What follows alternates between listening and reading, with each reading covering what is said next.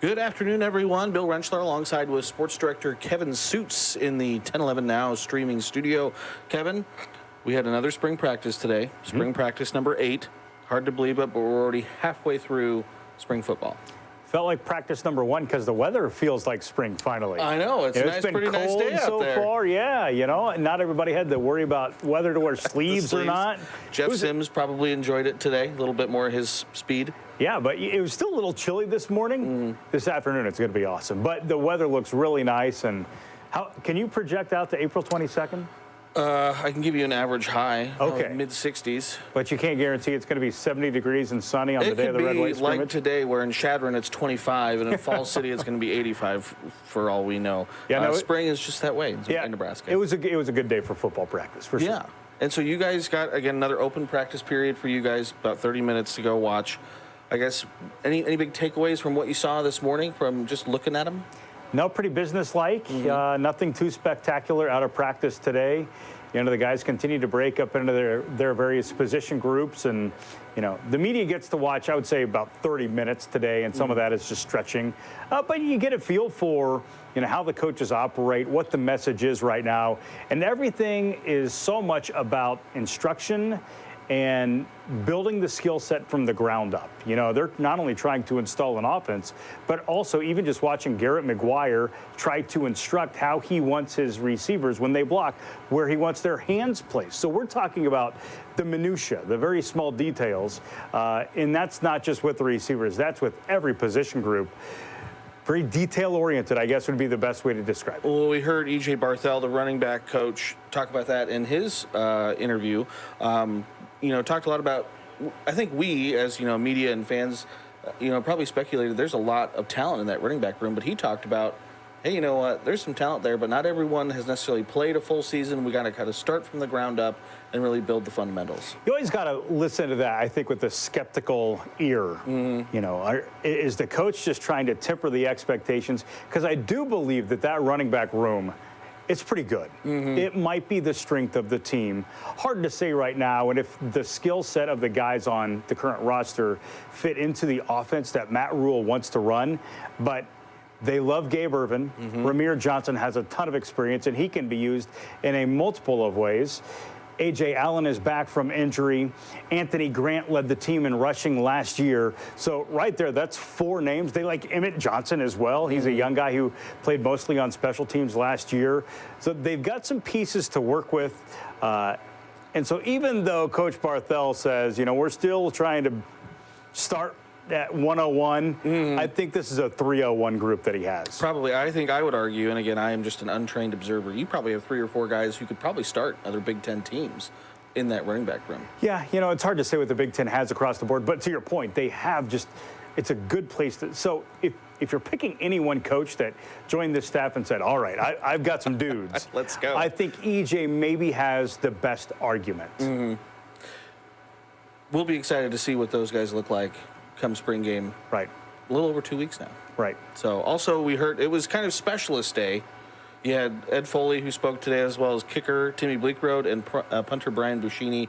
Brian Buschini, I thought he gave a great interview. He wants to be a football player, does not want to be looked at just because he's a specialist, not necessarily hitting someone every day, but he's a dude.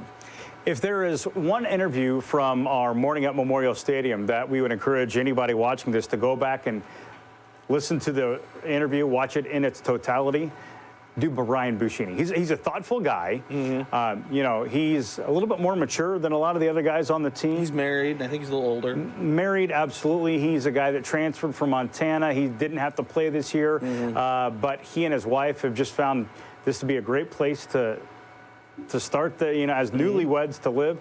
But he talks about his personal life. He talks about his jersey number change. He's now wearing 18 this year in honor of Brooke Behringer, and we can get to that here in a second. He also talks about how he's transformed his body. The punter has transformed his body, and also he has completely redone some of his training methods. Ankle strengthening exercises. Trying to build ankle strength, work on directional punting. It's all because he wants to punt in the NFL. So there's a lot of topics that he hit on in a very thoughtful way. But the most glowing takeaway is about the jersey switch, going from, I believe he was 90 last year to number 18 for the upcoming season. Let's listen to that real quick soundbite on wearing 18 and honoring Brooke Berringer. Studies. Coach Brown had originally brought up his name last year, kind of told his story, and I looked into it a lot more, and the more I read about it, I was just super inspired. Brooke's one of the most incredible stories I've ever heard in my life. It's super tragic, but also the impact he had. You could tell just how powerful of a person he was on and off the field. And that's some person that I aspire to be like. I want to be able to have a good impact on the team and in the community by being faithful with what the Lord's given me and trying to be the best man day in and day out, kind of like he was. And so to wear 18 this year, I consider it a really big honor. I'm going to try to hold myself to a high standard character-wise, because I know that's what Brooke did, and he's just a really big inspiration for me. So I think that's good stuff. Good stuff. I mean, I think, after the special teams debacle that was 2 years ago, he was already, I think, a fan favorite with his good play last year. Comments like that only going to endear him even more to the Husker fan base. I wouldn't be surprised if he's a captain next year. Especially like he took those off-season mat drills.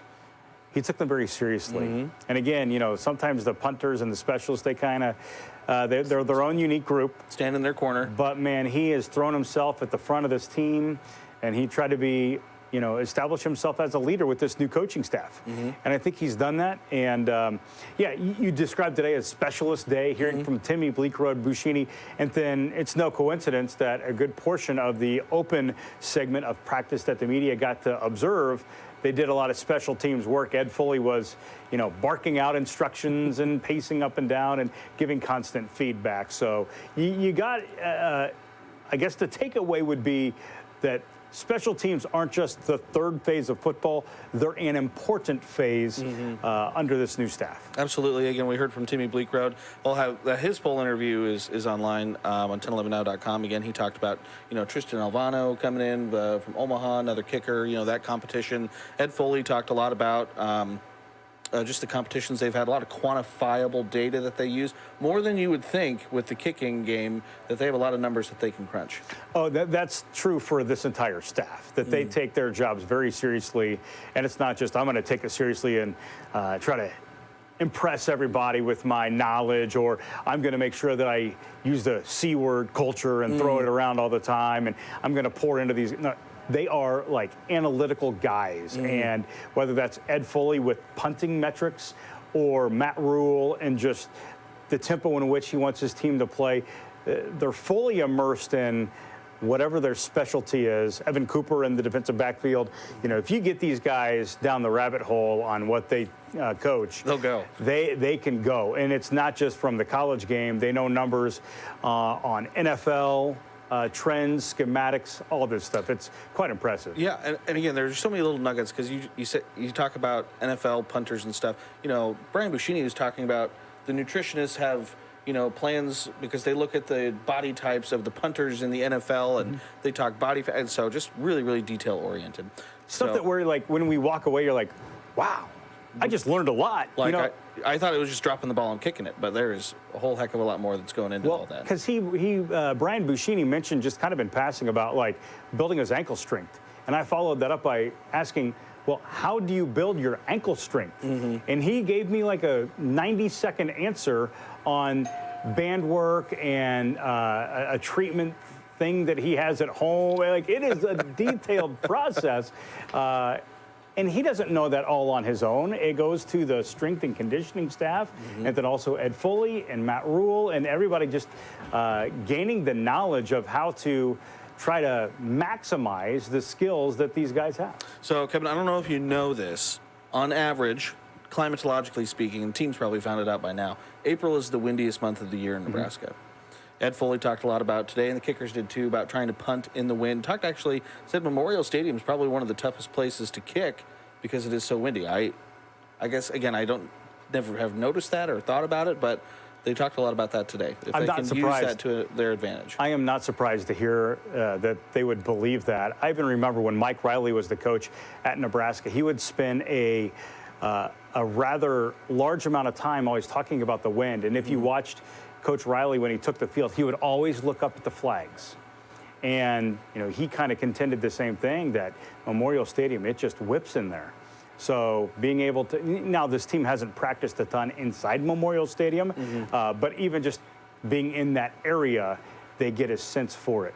If you think about a lot of the Big Ten venues, some of them structurally sit a little bit higher than Nebraska's, or the field sits down lower. A little bit lower, yeah. So it's enclosed a little bit more, but Nebraska, there is a lot of wind block on the west side and east side, but north and south, it allows that wind to cut right through, and once it's in, it swirls.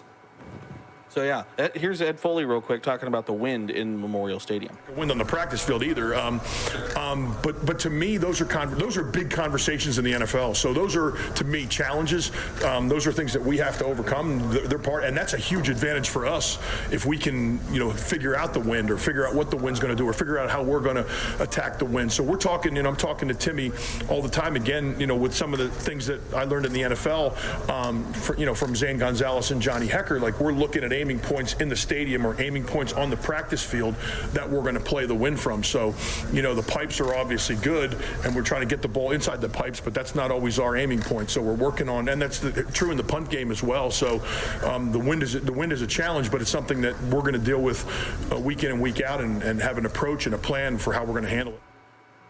Again, you can get that full Ed Foley and everyone else we talked to today. It's all live right now on 1011now.com if you want to watch those full interviews. But just, again, some really interesting takeaways. Specialist day. 3 of the people who spoke: special teams coordinator Ed Foley, kicker Timmy Bleakroad, and punter And just Brian even Bishop. hearing Ed Foley, whether he's talking about the wind or one of his players or the schedule ahead, seems like it's like I just want to sit on the couch next to Grandpa and have a Coke, right? The stories he can tell, and if folks, as they familiarize themselves with this new staff. Ed Foley was the one who, I think he's gone to almost 100 Nebraska high schools, and his goal is to visit every single one of them. So during those winter months, he was going from Omaha Burke to Sterling High School to Wahoo to Gothenburg to Kearney, and he was taking all those photos. Everyone knew what he was eating. Not just the high schools, but he would visit the local diners. Yeah, you get some good food out there in small town And, man, there were a Nebraska. lot of people who just enjoyed watching the adventures of Ed Foley across Nebraska. Yeah, he's a good guy. All right, so we have one more practice this week. Thursday. I believe we'll hear from Coach Rule that day. Correct. And then we get a little bit of a break. They, again, kind of had that weird practice the very first day. It was super early in the morning because he wanted to be able to give them Easter off, basically. So you go from practice Thursday, you're off, all the way through next Tuesday, the 11th. They'll be back on the practice field, and then by then, Kevin, we're talking the spring game just being a few days away from that point on. Yeah, the conversation's going to pivot a little bit once the team gets back from this little break for the Easter holiday, because they're going to have to start gearing up for the red-white scrimmage. What's the format going to be? How are they going to divide the teams? Will there be contact with quarterbacks? There are so many questions. I don't know if that will happen next week, but perhaps that following week, because they have to establish, we've seen so many different variations of the game that is the spring game. The goofy point systems, not playing good on good. Sometimes they will split the team, so you get ones versus ones. So they have another week, in my opinion, of still working on themselves, but then they will have to start to do the dress rehearsal of what fans will get to see on April 22nd. It will be interesting to see what they do. I know, offensive linemen, they probably aren't quite at the number they'd like to have. 12 guys. I mean, that's low. But that's the Nebraskan in you coming out, Bill, because Matt Rule says, he thinks 12 is a pretty okay and standard number. And fans that have followed this program for years, they think it's an obscenely low number. You're used to a huge walk-on group. You're used to maybe up to 20 offensive linemen. How do you do a 60-minute or whatever the scrimmage is going to be? How do you do that with only 12 offensive linemen? Yeah, how do you break down those teams? So and knowing some of those guys haven't stayed completely healthy through the spring. Ben Scott's one of them. He was back on the field today, and that was good to see. But, yeah, you don't want to add too much wear and tear based on a scrimmage. That doesn't really mean anything. And they'll keep it vanilla, too. We do know that they don't want to tip their hand to Minnesota, the season-opening opponent. based on what they show at the scrimmage. Absolutely. And really quickly, just before we go, have you no big injuries that I've heard of? No. Anything that you've? Okay, that's Nope. good. I mean, the guys that were essentially ruled out for spring Have been out. You know, Casey Thompson at practice today, off yonder with the His yellow jersey. Yep. All right. Anything else before we let everyone go? Nope. All right. Awesome. We're over halfway through. Halfway through. 8 of the 15 practices are done. Essentially 14 practices, the 15th being the red-white scrimmage. And, man, that's going to be a fun day at Memorial Stadium. Frank Solich going to be back. They'll have recruits in attendance. And then, of course, your chance to watch Matt Rule and the coaching staff in action for the first time. Over 52,000 tickets have been sold. Cool. That is going to be, well, that'll be fun. I imagine they'll get it pretty full. Maybe not all the way full, but pretty full. So See what the weather holds. we'll see what the weather holds. It could be anything. We will have details on that later. But again, appreciate everyone for joining in. Again, live now on YouTube as well as our live stream. Again, if you haven't subscribed to our YouTube channel, please do so. Again, got some great content on there. And again, we're always live here on the 1011 Now live stream, which you can get online or on the 1011 Now weather, not the weather app, the news app. I suppose you could watch the weather app too. Maybe later today. Might as well. Yeah, It never hurts watching Ken There's Shimmick. a foot and a half of snow in western Nebraska today. So, but anyways, for Kevin, I'm Bill. Thanks everyone for tuning in. 1011 Now stream.